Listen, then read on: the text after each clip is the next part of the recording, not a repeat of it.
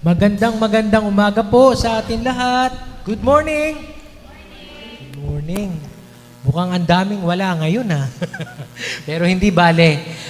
Nadagdagan naman tayo ng isa. Yan, si Kuya Mel. At si Kuya Mel ay magjo-join sa atin pong men's ministry mamaya, right? Okay, so meron po tayong men's ministry. 2 o'clock, kaya magkita-kita tayo mga kalalakihan. Dito po sa church, sabi ni Kuya Ed. Okay? Sige po, yan. Okay, mga kalalakihan natin, ha? Mga tatay.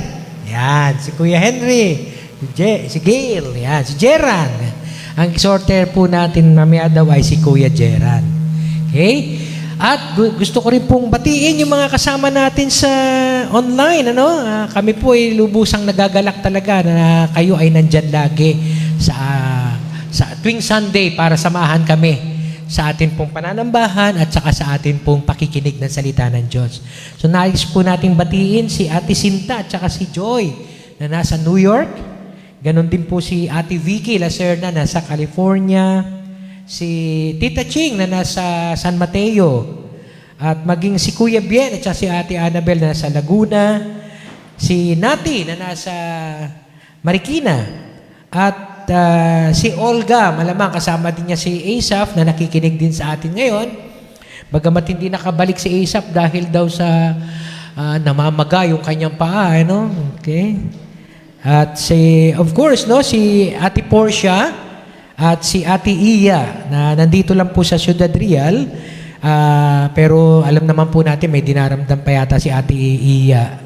At si Ate Weng at saka si Tessie Buanda na nasa Pangarap naman po. At alam naman, si Ate Weng ay nasa nasa Singapore, right?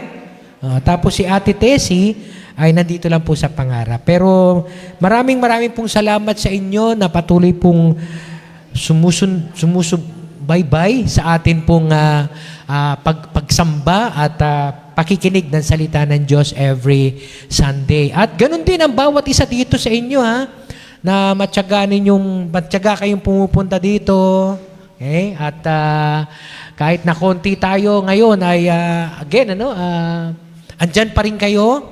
Sumasamba tayo. Yung atin pong worship and tech team, I really appreciate you dahil talagang iba ang ministry na ginagampanan ninyo sa ating pong bahagi ng pagsamba at lalo na sa pagbabahagi ng salita ng Diyos dahil naipapaabot natin ito sa mga kapatiran na natin na nasa ibang bansa. Okay, so bago po tayo magtuloy ay nais kong pong magkaroon lang ng 2 announcement. Una po, pagkatapos po ng service, hinihilingan ko po ang lahat ng leaders na give me a 5 minutes of your time para po mamaya after the service, no? So lahat po ng leaders natin. At ganun din naman, ang gusto ko pong i-announce na ngayon na meron po tayong gaganaping grand reunion. Okay? Nakikita niyo po ba yung dito po sa atin na His story, our history. So ito po ay grand reunion nung nagsimula po tayo nung 1982. Okay? As early as 1982, nagsimula na po ang ating pananampalatayang Kristiyano. Okay? At yun po ay sa pangunguna ni Pastor Johnny, na nakikita niyo po pa si Pastor Ralph nasa kabila, no? At si Pastor Rick naman doon sa kabila. Sila po ang magiging plenary speakers natin. Si Pastor Johnny po ngayon ay nasa Florida, US na ngayon, pero pupunta po siya dito upang sumama dito po sa ating grand reunion from 1980s pa yan. No? So more than 40 years na po yung ating pong JIC or napalitan po natin to ng Fellowship of Christian Communities. Nung nagsimula po tayo ay Jesus is Coming Christian Fellowship. Pero along the way ay nabago po natin ang pangalan kasi ang tinatayo po natin puro JIC Ciudad Real, JIC Kaingin, JIC Novaliches, JIC Bulacan, parang ganon. Okay, so ang nangyari po ay ginawa na lang po natin kung ano ang mga pangalan na gusto nating ipangalan na angkop sa ating context at under na po tayo sa umbrella ng Fellowship of Christian Communities. Anyway, pagka tayo po ay umattend nito lahat, okay, makikita nyo po yung history ng ating church, kung paano itinayo ito ng ating Panginoon, at kung paano ginamit ang bawat sa atin. At pagkatapos po nito, ako po mismo ang magkukwento nung history nito mula po sa JIC hanggang sa ngayon na Fellowship of Christian Communities na binubuo na tayo ng mga a little bit more than 30 churches from Baguio to Dumaguete. Okay? So, excited po ako na makita nyo yung ibang mga kapatiran from other churches dahil madalang na po tayo makapasyal sa mga churches ngayon. Kahit ako po, seldom na rin nilang nai-invite at seldom din po ako nakakapag-invite na ng ibang mga pastor. Yet, dito po sa Grand Reunion na to, makikilala po natin ang lahat ng ibang mga pastors and churches na na-plant na po natin, no? Sa Pilipinas pa lang. Hopefully, meron po kami pinagpipray again sa Namwak, Cagayan yata yon, di ba? Isang lugar sa Cagayan. Pagkatapos, baka sa US po, meron pong isang pinaplant din. Pero pinagpipray para po yung mga yan. Okay? So, meron na po tayong 4 na churches sa Bulacan, sa Pangasinan, 4 na churches, sa Laguna, 4 na churches, sa Batangas, 2. So, sa Metro Manila, marami. Okay? Kaya sa Dumaguete, 1, sa Baguio, magiging 2 na po, may pinaplant pang 1. So, by God's grace, ang kanyang kwento, ng kanyang kadakilaan at ng kanyang biyaya ay ipinagkatiwala sa atin at ito naman ang ating naging kasaysayan ng ating history. Okay? So aside from dito, meron po tayong meron pong songwriting contest na open po sa lahat ng members ng FCC. Okay? So masyado pong maliit, kaya lang gusto ko lang pong bigyan ng theme dyan is God's goodness through the years. Yun po yung pinaka-theme nung bubuin ninyong kanta.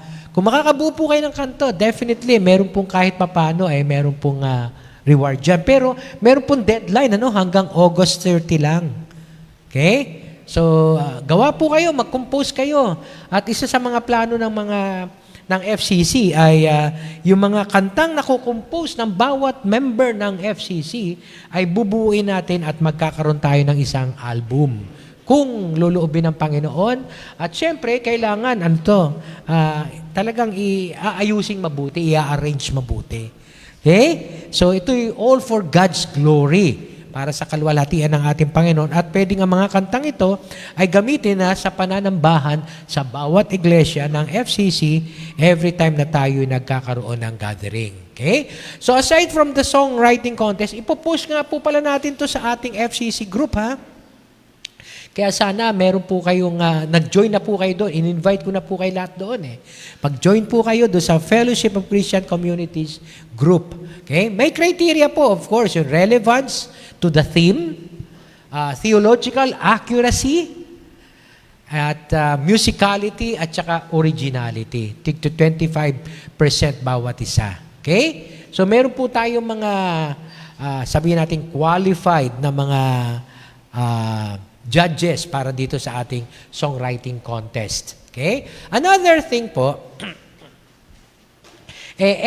every first Sunday of the month na, starting August 4, magkakaroon na po tayo ng second offering. Kaya ihanda na po natin yung ating pang second offering para dito po sa ating Grand Reunion. Para meron din po tayong contribution na maiaabot, maiaambag para sa katagumpayan nitong ating Grand Reunion. So, sa August 4 po, magkakaroon tayo ng special offering para dito lang. Okay? So, sa mga susunod na buwan, September, October, hanggang November. Kasi ito pong ating pong Grand Reunion ay November 30. Katapusan po ng November. Okay? So, sana po makapagtabi pa tayo, bukod po sa ating tithes and offering, makapagtabi pa po tayo para dito sa special offering na to sa Grand Reunion. And, one more thing, ay mula po sa August 5, magkakaroon na po tayo ng 40-day prayer rally. Ipagpipray po natin mabuti ito. At ito po ay magiging from Monday to Friday po, 7 p.m. So I would suggest yung atin pong Friday na prayer meeting ay pwede nating incorporate dito for 40 days lang naman yan. So parang 2.5 months lang yan. Sorry. 1 and, palagay mo ng 1, thank you, Jason. 1 month and 10 days lang yan. So parang 4 na linggo lang yan na makikisama tayo sa kanila. And definitely, ang prayer niyan ay mayroong pong isang maglilid lang at pagkatapos mayroong pong exhorter. Okay? Pero we need to invite everyone for this prayer rally para matagumpay yung ating pong grand reunion and at the same time ay makapagbigay kaluwalhatian sa ating Diyos. Isuko natin na ang gawaing ito ay para sa Kanya at ito ay pangunahan niya hanggang sa ma-attain natin yung November 30. So from August 5 po yan hanggang September 27. Okay? Next is of course yung atin pong venue. Ang venue po natin ay sa Nova Dece Convention Center. Doon po sa may Novaliches na paglagpas mo ng ang tawag dito? General Luis. Diretso lang yon. Okay? Sa may kanan at malaki pong lugar yan. Meron na tayong ginanap na okasyon dati dyan eh. Ano nga ba yon? Nakasama kayo noon eh. Hindi ko Commission ba? Commission 3. Hindi, 7 na tayo nakaraan eh. Baka 6. 7 natin, doon tayo sa EMLF eh.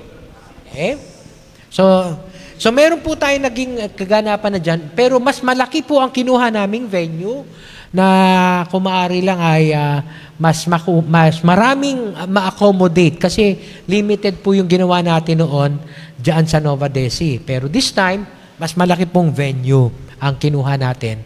Dito rin po sa loob ng Nova Dece.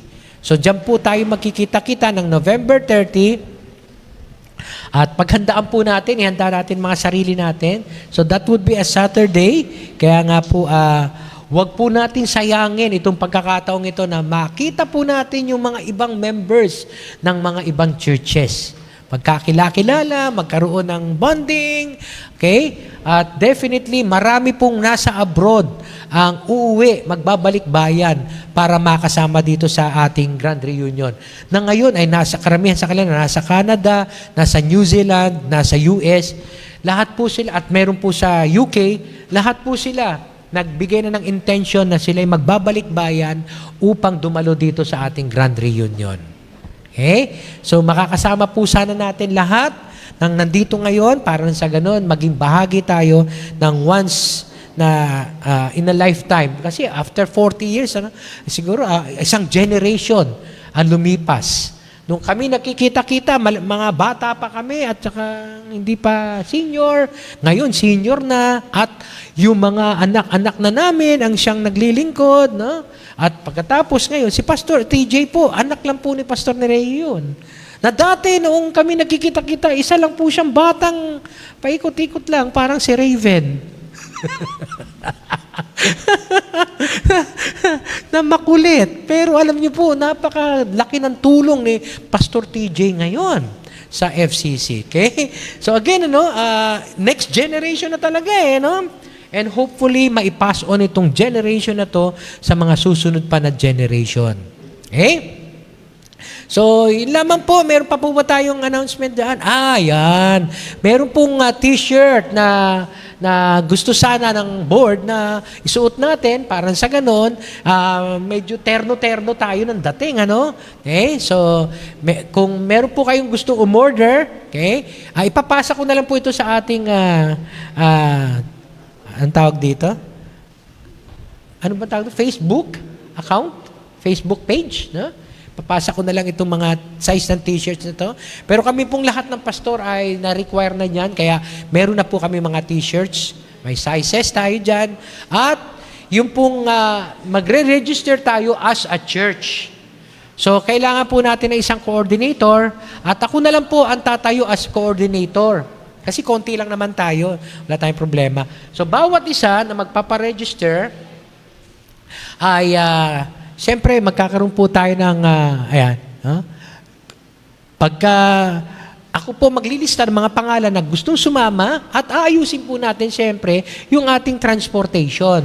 Minsan lang naman ito, kaya pwede nating bigyan talaga ng panahon. Kaya, at kung bisita naman, pwedeng i-scan lang yung QR code.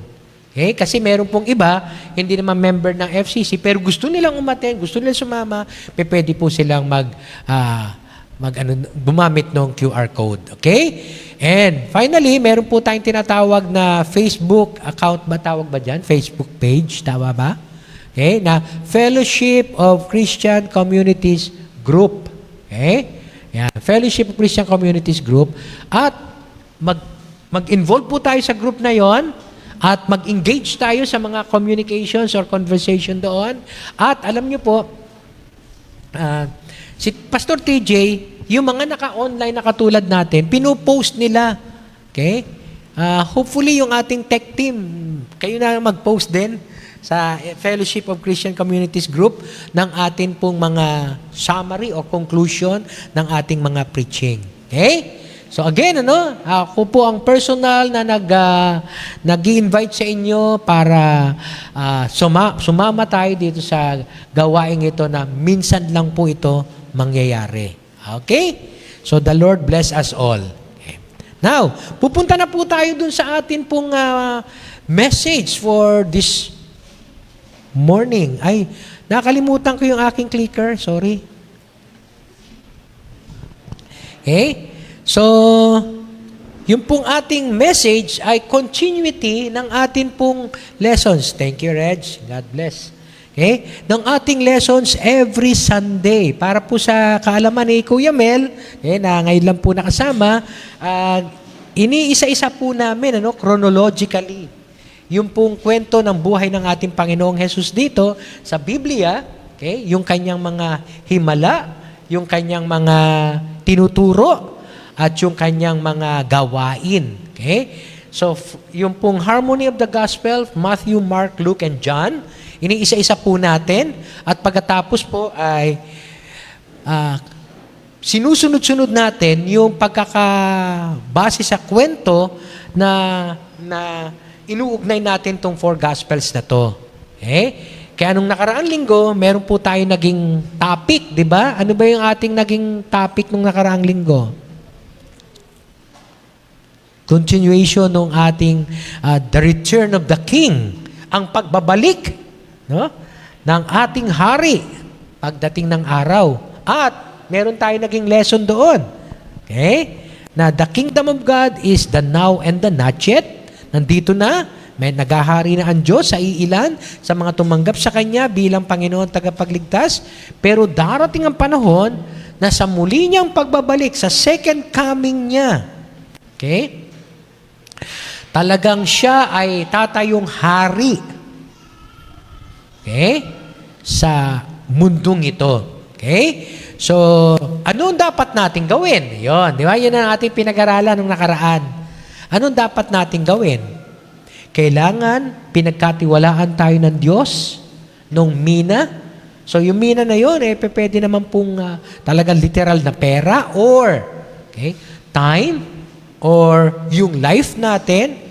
At pagdating daw, doon sa talinghaga na pinag-aralan natin last 2 weeks, pagdating daw ng hari, bawat isa sa atin magbibigay sulit doon sa binigay niya sa atin. Okay? Bawat isa sa atin will give an account of what we did with what God has given us.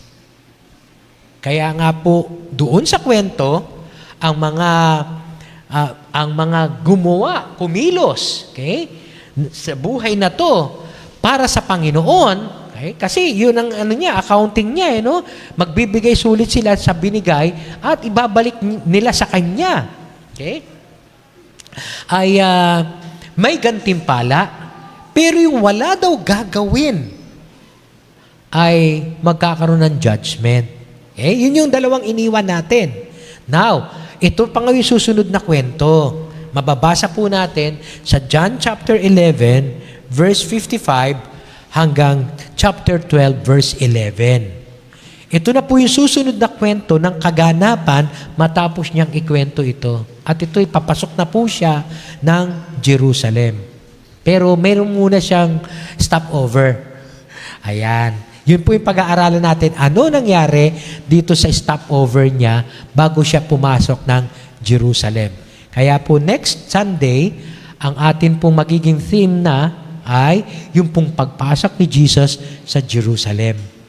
Yung pong triumphant entry na kadalasan laging ipinapangaral sa tuwing may araw ng palaspas. Yung passion. Kasi yun yung pagpasok na niya. Next Sunday po yun ang topic natin. Pero bago siya tumuloy doon, may stopover muna siya. At ito po yung pag-aaralan natin. Ano nangyari dun sa stopover niya? So hilingan ko po lahat na tumayo at babasahin po natin ang John 11:55 hanggang chapter 12, verse 11. Okay?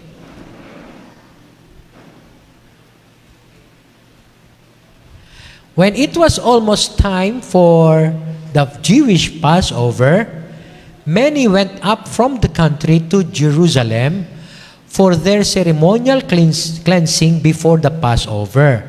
And they kept looking for Jesus.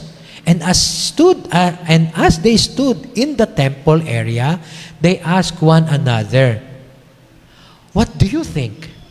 Isn't he coming to the feast at all?" But the chief priests and the Pharisees had given orders that if any man found out where Jesus was, he should report it so that they might arrest him. And 6 days before the Passover, Jesus arrived at Bethany, where Lazarus lived, whom Jesus had raised from the dead. Here, a dinner was given in Jesus' honor. Martha served, while Lazarus was among those reclining at the table with him. Then Mary took about a pint of pure nard, an expensive perfume. She poured it on Jesus' feet and wiped his feet with her hair. And the house was filled with the fragrance of the perfume.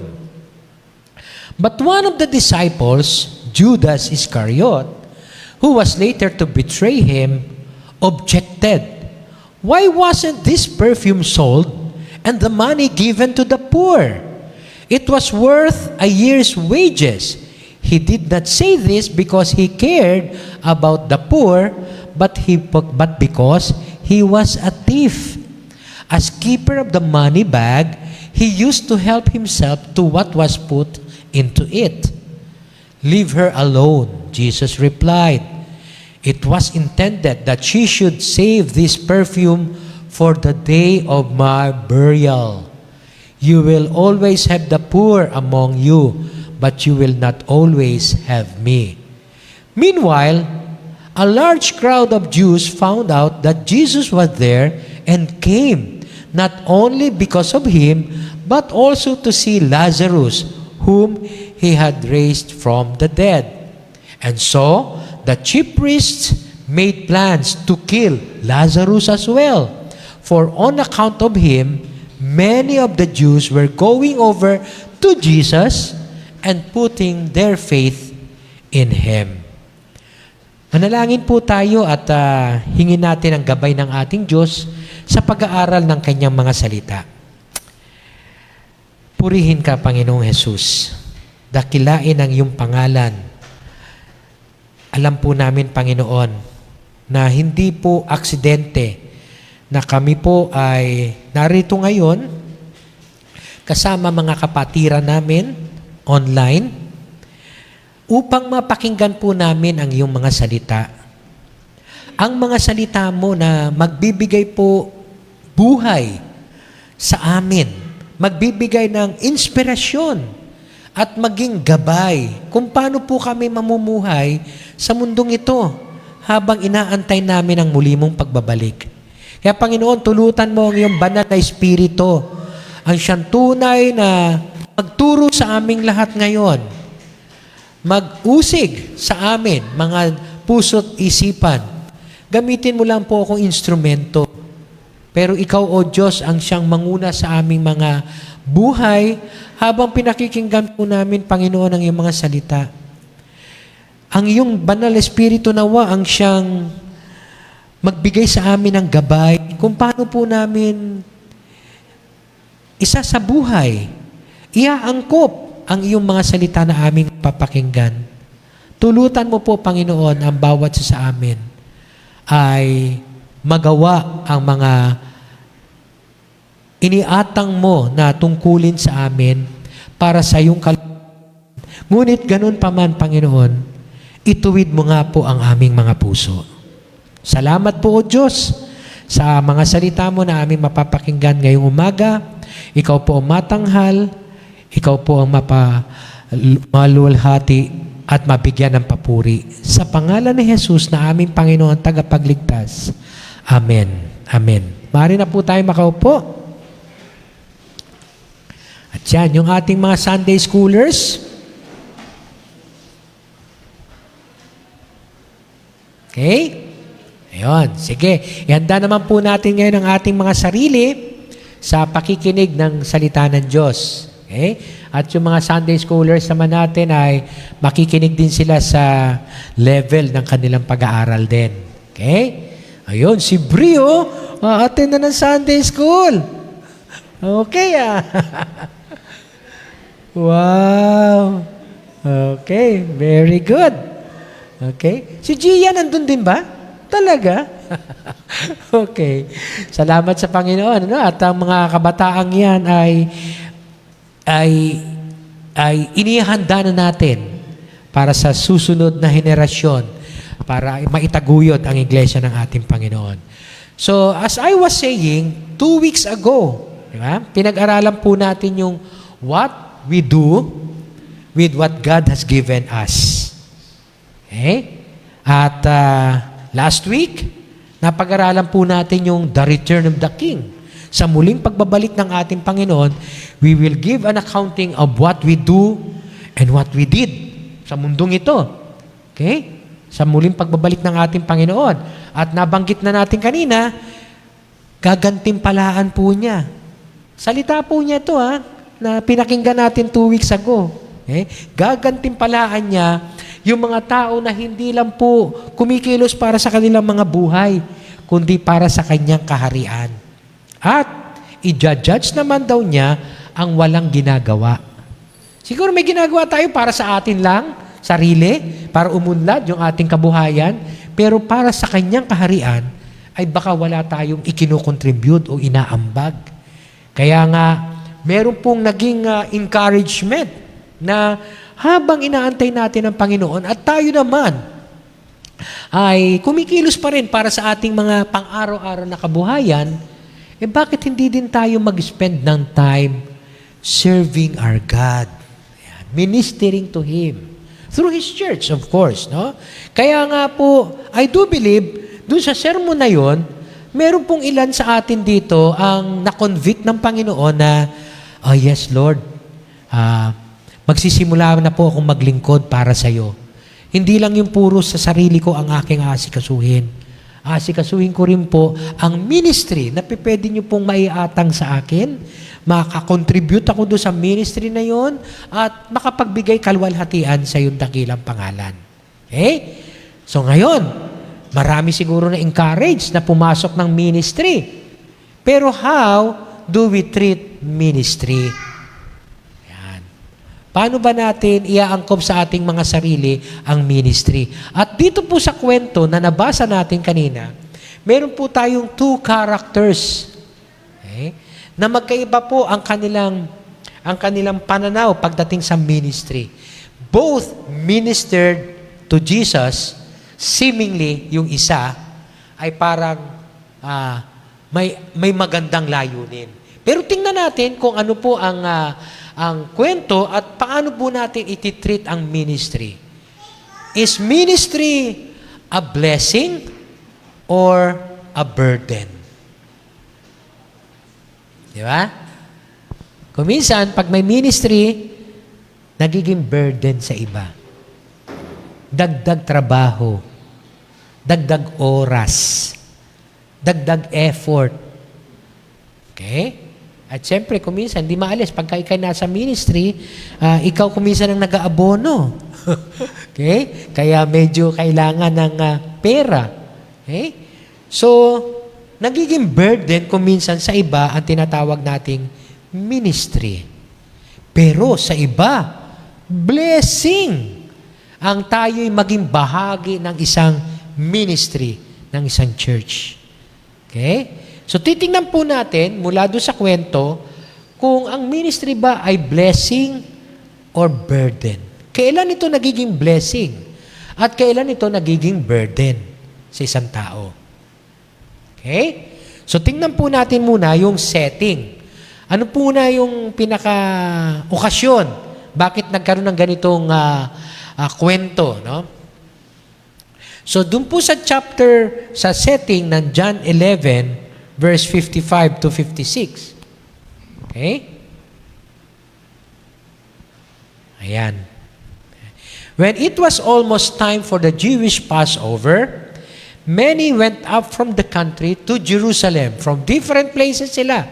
Nagpunta sila ng Jerusalem for their, sabi nga dyan, ceremonial cleansing before the Passover. So bago magkaroon ng Passover feast, kailangan magkaroon muna sila ng ceremonial cleansing. Isang tradisyon po ito ng mga Hudyo. And they kept looking for Jesus. Hinahanap nila, nasa na si Jesus? Nasa na si Jesus? And as they stood in the temple area, they asked one another, "What do you think? Darating kaya siya? Isn't he coming to the feast at all?" Kaya next week, yun na yun papasok na siya sa Jerusalem. Okay? At alam niyo po, hindi agad-agad ang passion of Christ doon pagpasok niya ng Jerusalem. Marami pa po siyang encounter. Sabi ko nga sa inyo, yung last miracle niya ay ginawa na doon kay Bartimaeus, pero yung mga susunod na encounter niya is more about teaching at encounter against hostile people. Katulad ng Pharisees, Sadducees, okay? At saka mga teachers of the law. So yung mga nakaraan natin pag-aaral, lagi tayo nakafocus doon sa miracles niya, sa mga teachings niya, at saka sa iba pa niya mga ginagawa. Okay? Upang mapatunayan na siya ang Diyos na nagkatawang tao. Na siya ang sinugo, na siya ang Mesaya. Kaya lang, may mga hostile people na ayaw tumanggap sa Kanya. Pagpasok niya ng Jerusalem, yung pong ating magiging lessons na during that time ay yung hostility against Jesus nitong mga taong ito. At kung paano niya sinasagot ang mga taong ito. Okay? So makikita po natin yung pagkakasunod-sunod ng kwento. Ayoko pong ma-miss lahat ng pinagdaanan ng ating Panginoon, ang kanyang mga himalang ginawa, ang kanyang mga tinuro, at kung paano niya sinagot yung mga taong nagpapanggap na righteous, pero galit sa kanya, against sa kanya, hostile sa kanya. Okay? So, sa verse 57 po, the chief priests and the Pharisees had given orders that if anyone found out where Jesus was, he should report it so that they might arrest him. So yun ang instruction na. Kita, dito pa lang halata na yung hostility nila, no? Nagalit sila, no? Okay? Inabisuhan na nila yung mga tao doon sa Jerusalem na pag nakita nyo si Jesus, i-report nyo agad sa amin para maaresto. Pero kailangan makapag-establish muna sila ng ground, no? Kung bakit nila aarestuhin. Pero ito'y warning na sa mga tao. Now, Jesus, okay, nagpunta muna ng Bethany 6 days before the Passover. At doon sa Bethany, dito po nakatira si Lazarus at saka yung dalawang kapatid niya na si Martha at saka si Mary. Right? At alam naman po natin na si Lazarus ay binuhay na muli ng ating Panginoong Jesus. Okay? Nakwento na natin yan, napag-aralan na natin yan noong mga nakaraan. Okay? Dito ngayon, sa pagkakabisita niya kay Lazarus, kay Mary, kay Martha, kasama ang kanyang mga alagad, yan, nag-stop over sila at may nangyari po na event. At dito ko po maitutukoy yung atin pong pag-aaralan ngayon. Yung ministry ba na ginagawa natin, is it a blessing to us or a burden? Dahil dito po makikita natin sa verse 2 and 3, a dinner was given to Jesus' honor. Ayan. Isang paglilingkod sa Panginoon yon. Martha served. Naglingkod si Martha sa pamagitan po ng pagkain na inihanda para kay Jesus. A dinner was given. Okay? So si Martha, yun ang parang ministry niya, no? Sa helps ministry siya. Nalala niyo nung araw, di ba? Meron tayong isang kwento na si Martha nagluluto din, naggagayak. Tapos si Mary nakikinig lang sa paanan ni Jesus. Alala niyo yung kwentong yun, right? Sabi nga ni Martha kay Jesus Panginoon, sabihan mo naman yung kapatid ko, tulungan ako sa paggagayak. Hindi na lang niya dinerecho si Mary, dinaan pa niya kay Jesus. Diba? Alam niyo yung kwentong yan, ha?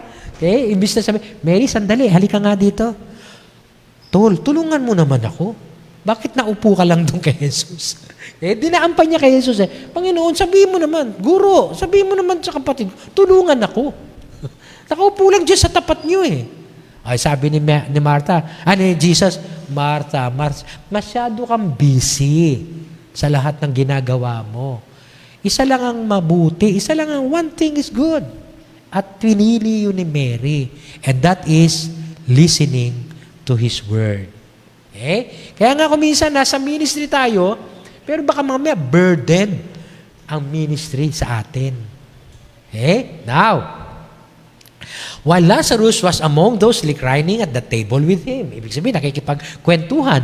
Ganyan po mga Hudyo, habang sila ay kumakain, naka-recline. Ano yun? Parang relax mode. Tayo kasi, pag kumakain, talagang kailangan formal. Okay? Kailangan wag sasayad yung mga sa mesa.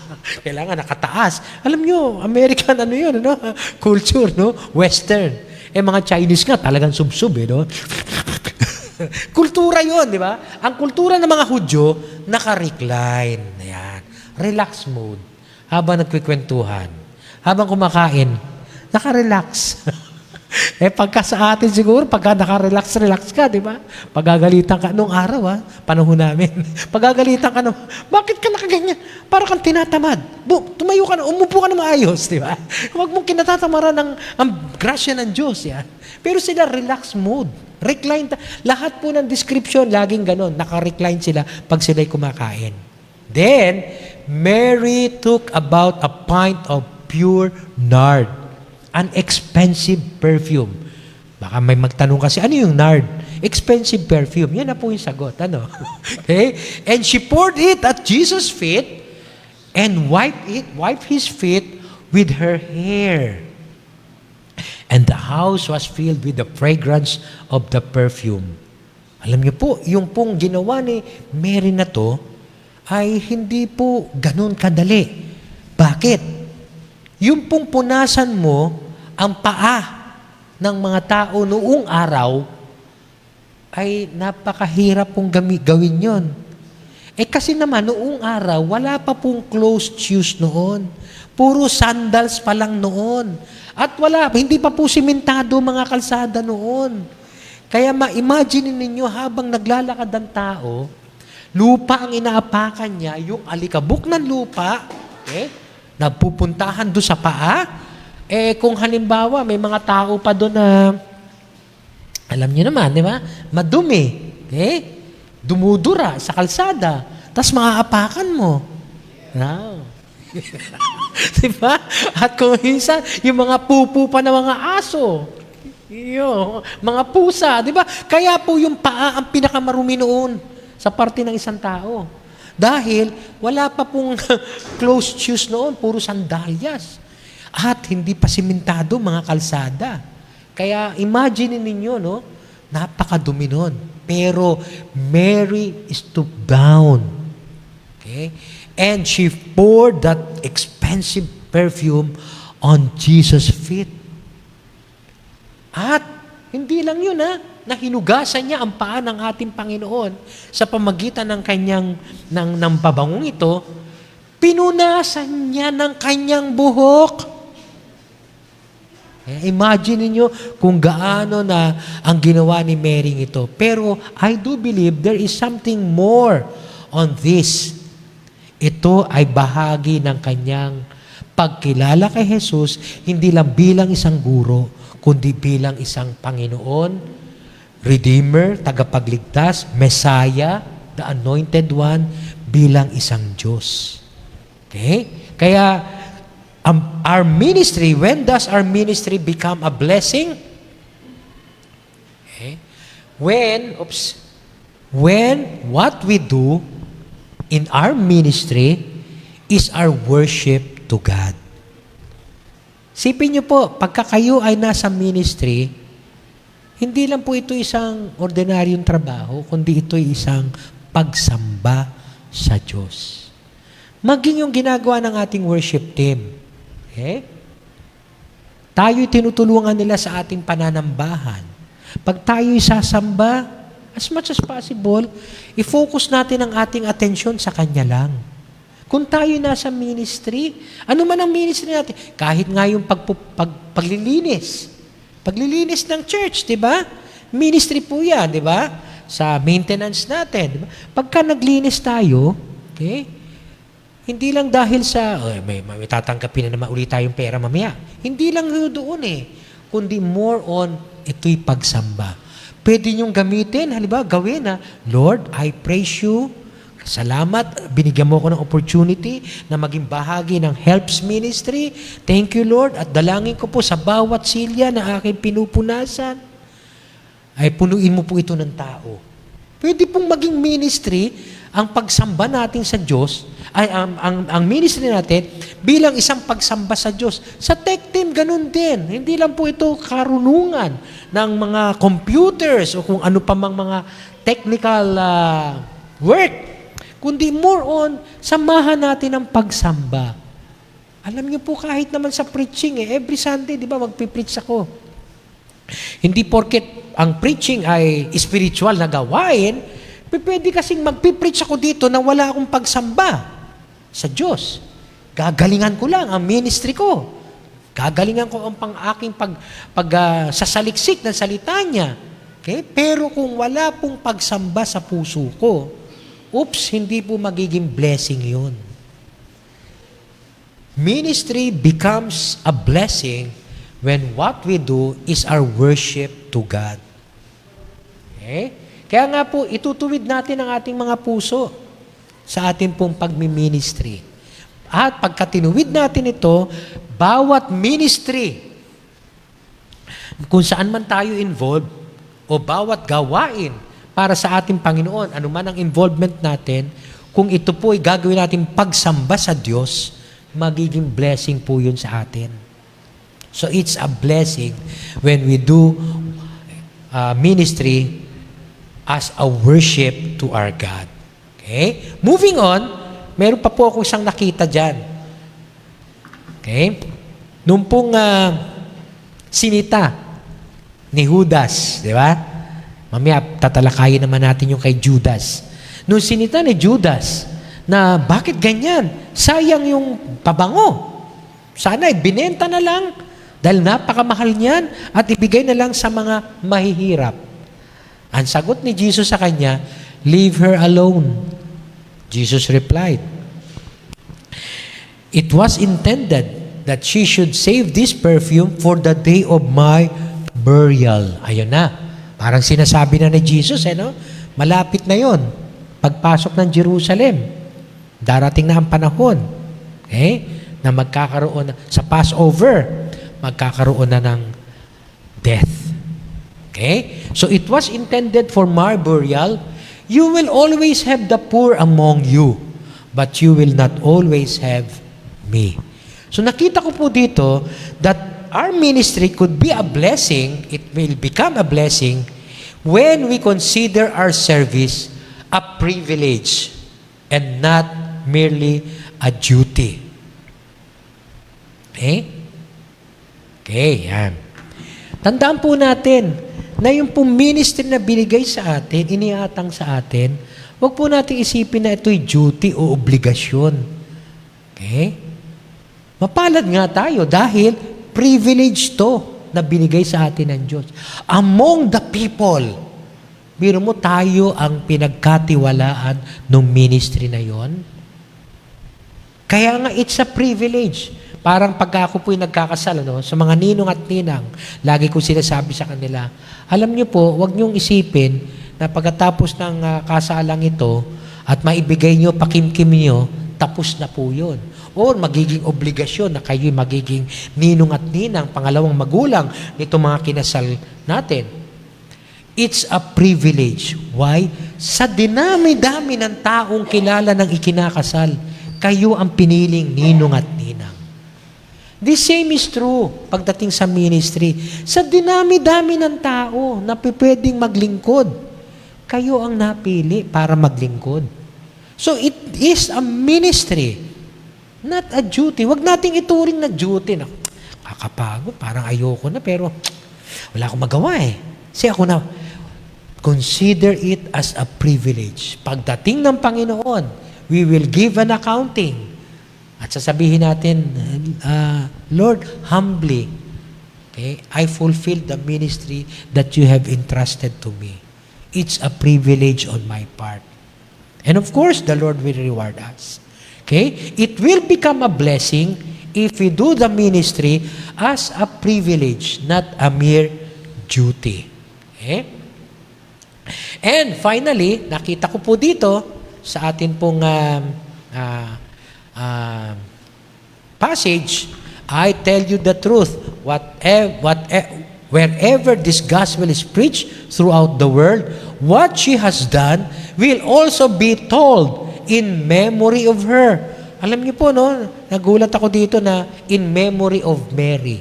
Pero parang kuminsan, hindi masyadong naipipreach ito. Na yung ginawa ni Mary. Okay? Kaya nga, ako, as much as possible, ang gagawin po natin pag-aaral sa salita ng Diyos, isa-isahin po natin yan. Hindi tayo lalaktaw, pipili lang ako na kung anong passage ang gusto kong ituro.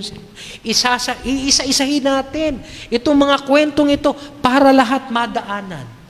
Ilang beses na ba nating narinig ang preaching na to about Mary pouring a perfume, an expensive perfume at Jesus' feet and wiping it with her hair? Preparing Jesus for His burial. A privilege. Na biro mo, siya lang ang nabigyan ng pagkakataon ng Diyos na ihanda ang kanyang magiging kamatayan. It's a privilege. Bagamat kamatayan yun, pero it's a privilege. Okay? Now, nung sinabi ni Jesus to, sinabi din niya, ang lahat, okay, sa Gospels na to, habang ipinapangaral sa buong mundo, laging maikikwento ito in memory of her. Ang tanong, naririnig ba natin sa ibang mga preachers itong kwento about Mary doing this sa kanya, kay Jesus, preparing Him for His burial? But then again, kung meron man tayong ministry, okay, wag nating ikuturing na for our glory. In memory of Pastor Vic. Okay? Si Pastor Vic nung araw, yan, nakikita namin na sa tuwing siya'y mangangaral, ay talagang hinihimay niya ang bawat, hindi po alam niyo po, ang nais ko makita dito is more on, we do ministry and it becomes a blessing to us when our service will give glory to our God. Okay? Yes, some people may remember us doing these things, katulad po ni Pastor Johnny. Si Pastor Johnny, bago po siya pumunta ng Amerika, isa siya sa mga taong ginamit ng Diyos para makita ko yung pagiging isang servant. Mamaya, kikwento. Pero he was only 18 years old when called by God. Tinawag niya yung mga barkada niya. At pagkatapos, ay nagsimula sila ng Bible study, samantalang yung barkada niya dati, puro kalokohan lang daw ginagawa. Tapos, nakakilala siya. Tinawag niyang barkada. Nagsimula silang Bible study. Nagsimula sila sa kanilang garahe. At lumaki na lumaki. Hanggang ngayon, ang dami na. In memory of him, no, na ginawa ni Pastor Johnny sa pasimula ng ating iglesia, ng ating Panginoon, sa pamagitan niya. Okay? Nakita ko po kung paano siya naging isang servant. Nung one time na magkakasama kami sa isang jeep, na ano din yun, sa kapatiran. Tapos biglang nagloko yung jeep. May konting alam ito sa pagmimekaniko. By the way, si Kuya Mel pala, mekaniko daw. Kaya kung meron kayo sasakyan na Okay? At alam yung po ang ginawa ni Pastor Johnny noon. Gulat na gulat ako. Naka-long sleeve yun. Tinuklop niya yung long sleeves niya. Tapos, binuksan yung hood. Tiningnan. Siya ang Grabe, sabi ko, pastor, siya yung pastor, pero siya yung nag-asikaso. Siya yung tumingin. Pagkatapos, sige nga, tingnan natin kung ano mangyayari niya. Sige nga. Grabe, sabi ko, servant of God. A servant of Christ. Kung meron mang memory na merong tayong maiwan sana, no, sa kapatiran o sa mundong ito, yung pong salitang servant of Christ. Ayan. Si Je, talagang servant of Christ siya. Yung bang ganon? At yung ating pagiging servant will give glory to our God. Yung pong ating ministry, it will become a blessing if we will give glory to our God sa ating pagmiminister. Kaya tandaan po natin yung tatlong yon sa ating pong pagmiminister. Okay? Una, kung ano man ang ginagawa natin, diba, binigyan tayo ng opportunity na maglingkod sa Panginoon. Tandaan po natin na yung paglilingkod natin, pagsamba natin yon. Pangalawa, tingnan po natin na privilege ito, hindi ito duty. At pangatlo, sa bawat ministry natin, let us give glory to our God. Let us give glory to our God. Okay? Now, kailan naman mangyayari na yung ministry natin magiging burden? Okay? So, yun po ang susunod nating sasagutin. Okay? When does our ministry become a burden? Okay? When we think that what we are doing are just waste of time, money, and effort. Magiging burden po sa atin yun. Parang, ay nako, kaya lang na itong ginagawa ko dito, wala. Sayang ang oras ko dito, sayang ang pera, sayang ang aking pagpapagal. At ito'y nakita natin sa buhay ni Judas Iscariot. Okay? Sabi po sa verse 4 and 5, one of his disciples, Judas Iscariot, who was later to betray him, objected. Bakit itong pabango na binuhos ni Maria kay Jesus? Sinayang lang niya. Sana binenta na lang yan at yung pera, ayan, spiritual siya, no? Ipinamigay sa mahihirap. Ay, ang kombinasyon daw ng pera doon sa pabangong ginamit is a year's wage. Isang taong sahod. Kung ang isang buwang sahod ngayon, on an average, ay 16,000, ayan, magkano yun? Okay? So it's more than 160,000.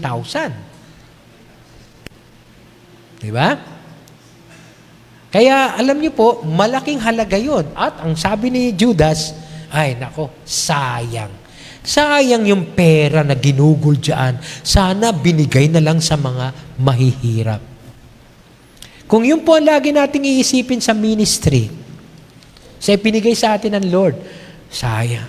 Alam mo kung minsan, nakakaisip ako ng ganito, no? Na sayang yung pagpapagal natin, na nagtsatsaga tayo sa ibang mga tao, na sila'y sharean, tapos hindi naman sila parang kumikilala sa Panginoon. Okay? Parang sayang yung oras na ginugol ko. Alam mo po, minsan nakakaisip ako ng ganun eh. Pero on the other hand, hindi po sayang yun. Kahit na hindi natin nakikita ang mga taong ito, I do believe The work of the Holy Spirit is still in their lives. Yun nga lang, may response sila. At yun ay kanilang accountability na. Naalala ko po ng araw, di ko na maalala yung pangalan ng batang ito, no?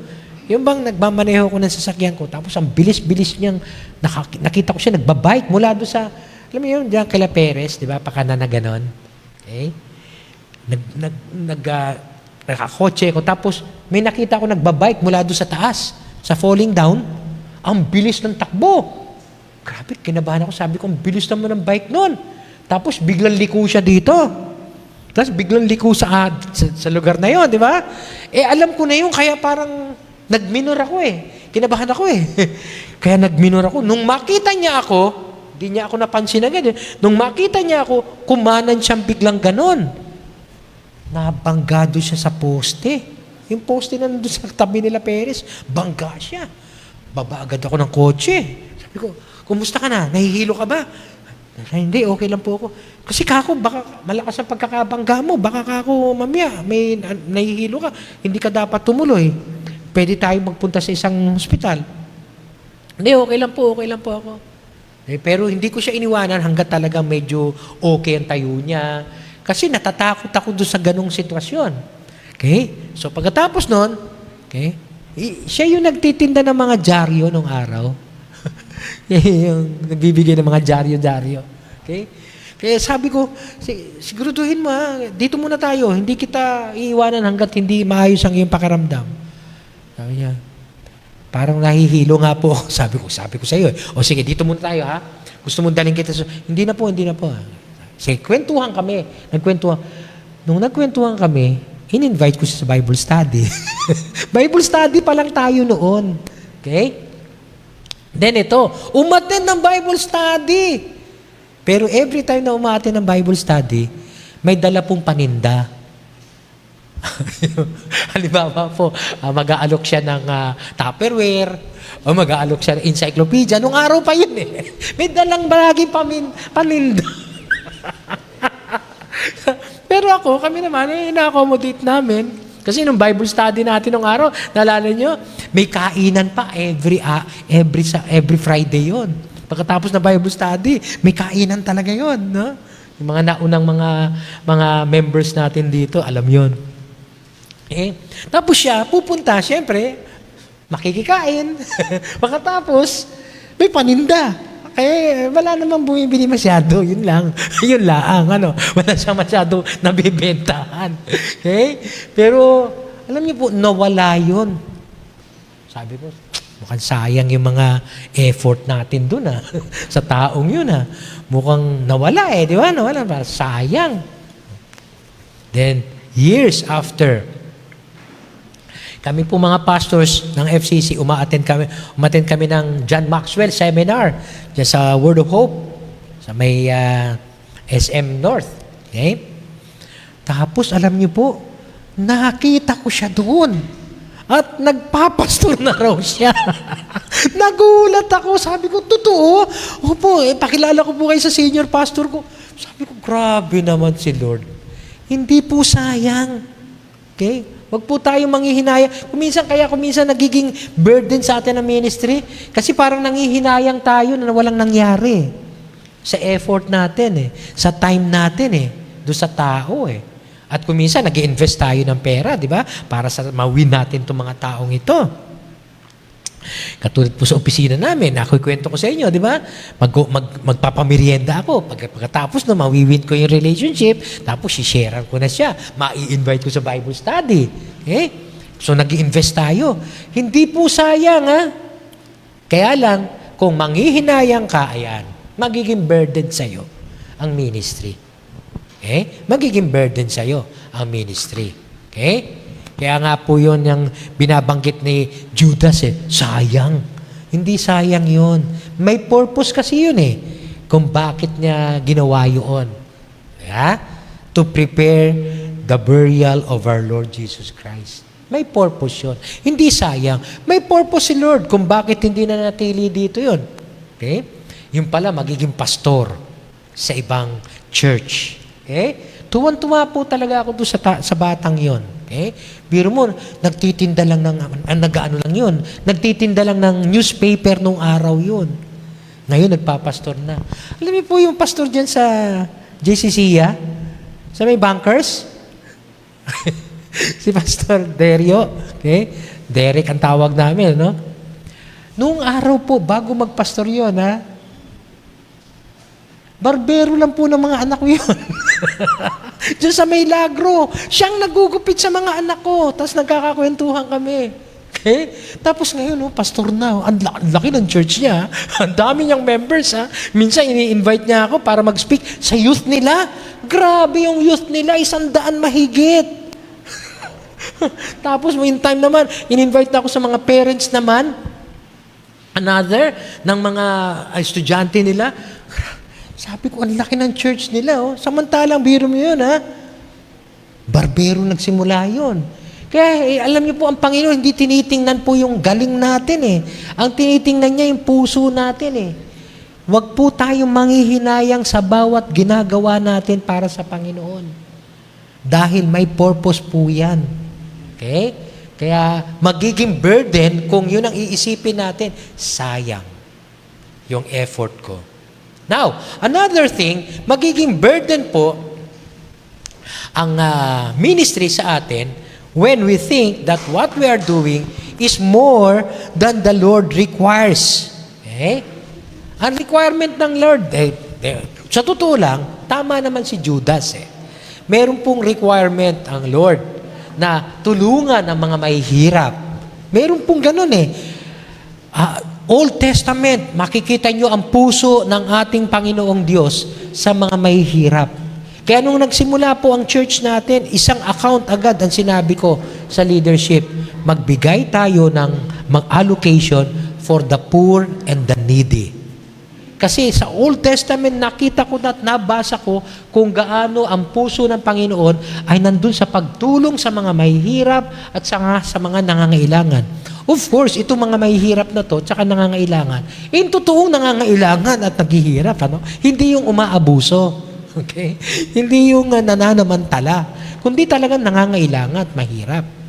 Kaya ito, yung pagtulong sa mahihirap, talagang requirement sa Old Testament yun. Kaya si Judas, may alam din siya kung ano nire-require ng Lord. Kaya lang, hindi niya nakita yung purpose ni Mary doon sa pabango. Ito ay para ipaglingkod, ipagsamba sa ating Panginoon, ipaghanda sa kanyang kamatayan. So yun ang hindi nakita ni Judas. And sometimes, minsan ganito po tayo Ang nakikita natin ay yung pong mga mukhang requirement ng Lord, pero hindi natin nakikita kung ano ang talagang will and purpose ng Lord sa buhay natin. Okay? So again, when we think that what we are doing is more than the Lord requires. And finally, our ministry become a burden when we do it for our own self-interest. Ayan. Kung ang ginagawa natin ay para sa ating pansarili lamang na kapakanan.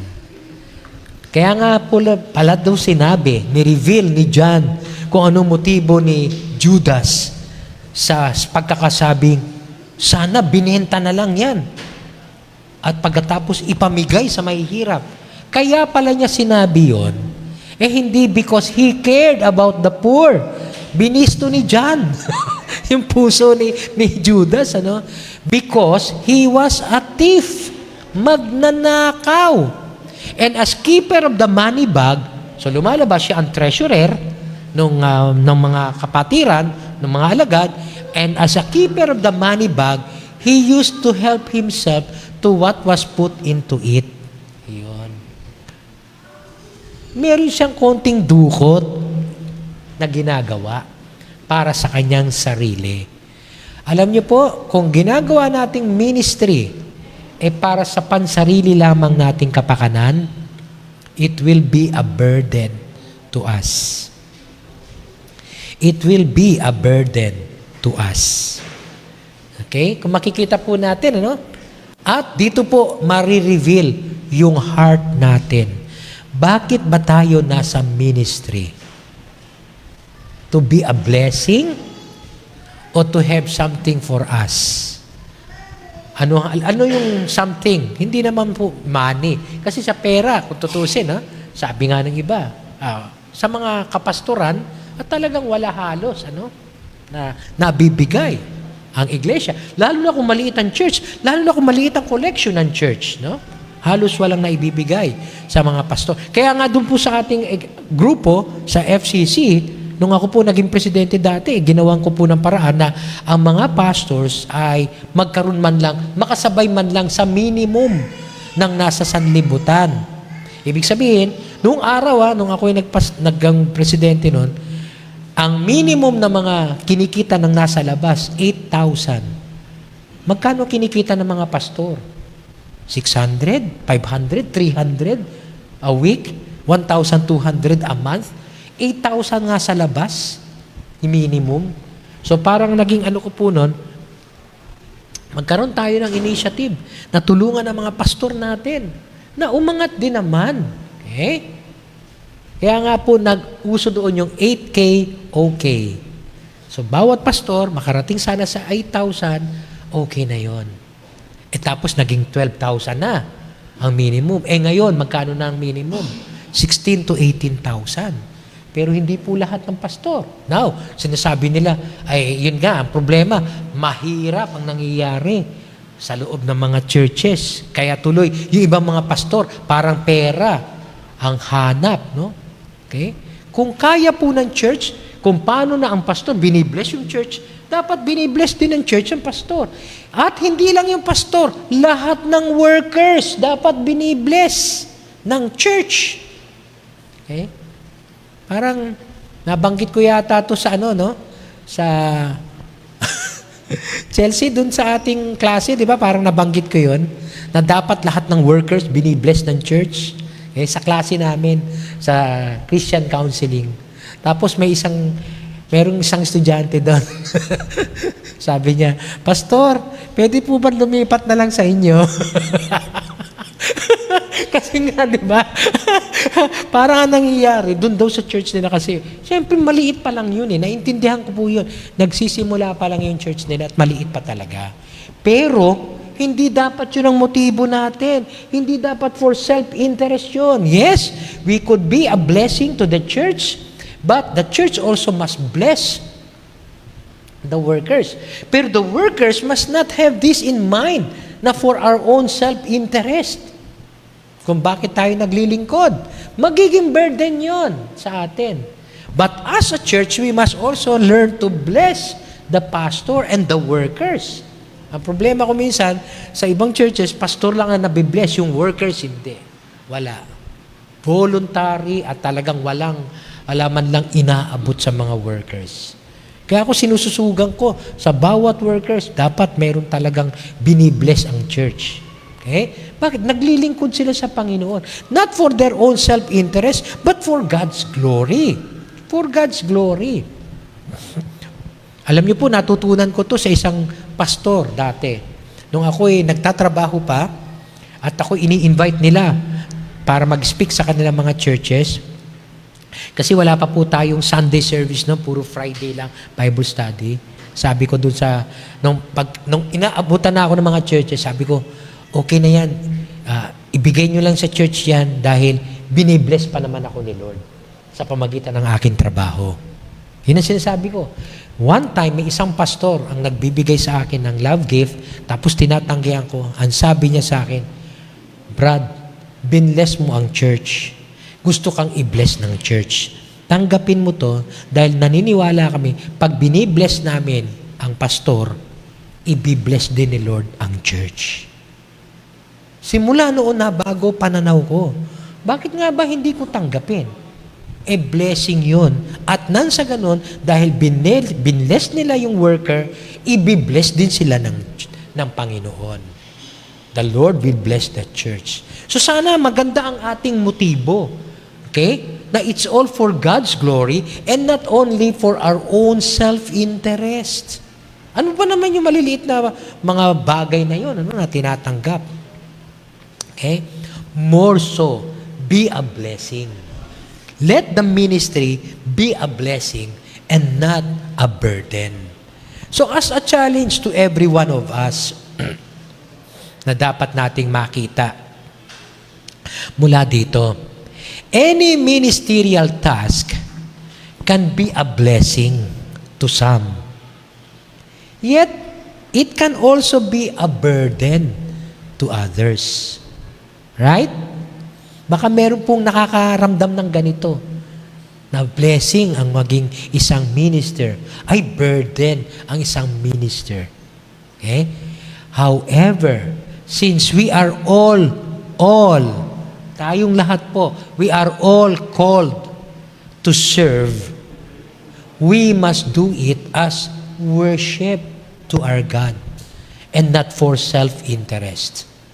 We must consider it a privilege and not a mere obligation to fulfill. And finally, what we must give glory to our God so that our ministry will continue to last in memory. Okay? We will continue to last until He comes. As we minister sa loob ng church o sa ibang mga tao or anywhere where God has put us, let us consider that as a privilege, as a worship, giving glory to our God. Manalangin po tayo. Panginoon, inaamin po namin na nais po naming maglingkod sa iyo. Ngunit hindi po namin alam kung paano. Yet, Lord, alam po namin na sa amin pong paglilingkod sa inyo, meron din naman kayong nire-require. And that is faithfulness. Katapatan on our part. Commitment on our part to do the task that you have entrusted to us. Panginoon, nawa, magawa po namin ayon sa ministry na pinagkatiwala mo po sa amin. Nawa ang bawat isa sa amin dito, Lord, gawin ito for your glory, not for our own self-convenience or self-interest, kundi gawin namin ito for your glory. Kasi, Lord, ang pagmi-ministry naman namin, it's not about us, it's all about you. Ang aming pong worship, it's all about you, not about us. Ganon din po naman sa ministry, Lord. Sana makita po namin ang aming mga sarili na kaya kami naglilingkod dahil ito'y pagsamba namin sa iyo. Dahil ito'y isang pribilehiyo na binigay mo sa amin. At gusto po namin magbigay ng glory sa iyo. Salamat po, Panginoon, sa pagtutuwid mo sa amin. Nawa ito nga po ang aming maging panuntunan sa paglilingkod at hindi dahil sa self-interest, dahil sa nangihinayang kami sa aming mga oras o panahon, kundi higit sa lahat, para sa iyo to. It's all about you, Lord. It's all about you. Thank you, Lord, once more for correcting us, correcting our motives. At sino man po ang wala pang ministry ngayon, ikaw po magbigay sa aming mga puso kung ano ang ministry pwede naming gampanan sa loob ng church. At nawa, i-bless mo po ang bawat isa na nagmi-minister. Let our ministry be a blessing to us, to others, and to you, O God, and not a burden. Thank you, Lord, for your word. Salamat po, O Diyos. Salamat po.